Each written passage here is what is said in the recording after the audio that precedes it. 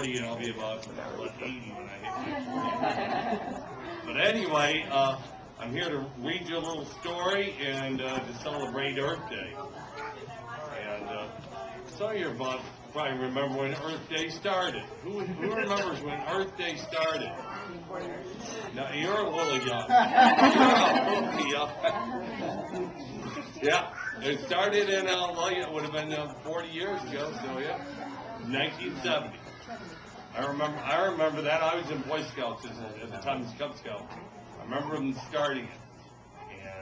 And my Eagle Scout project in 1976 was recycling newspapers, which is too bad we didn't continue that 30 years ago because we wouldn't be in the mess we're in now. We kept recycling, you know. Here's a very interesting point about oil and plastic and gasoline. Everybody thinks all this oil we get goes for gasoline, but it doesn't. How much oil do you think turns into gasoline percentage-wise? Take a guess. You'll be surprised. Between 10 and 20%. The rest is all byproducts. And a lot of that is called plastic. A lot of it's called plastic. The amount of plastic we've used has went up over 2,000% the last 5 years. 10 years. It's some astronomical amount. We're plasticizing ourselves to death. And that's why gas costs $3 a gallon.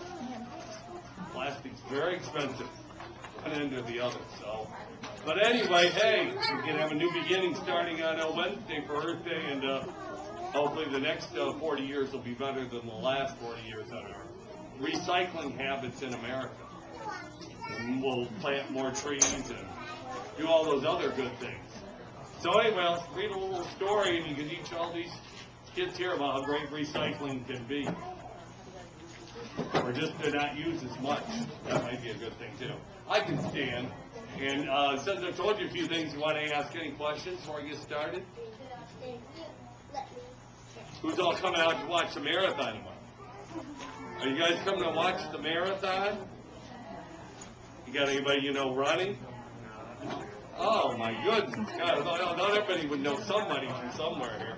But anyway, well, I'm going to read here a book called The Giving Tree by Shel Silverstein. And one other thing, I'm not from Boston, I'm from Michigan. Clarkston, Michigan. Always lived out that way. So anyway, and my cohort here, Jason, told me this is a great book to read, so I said, okay, I'll read it. I don't have any children, so I don't know too much about kids' books.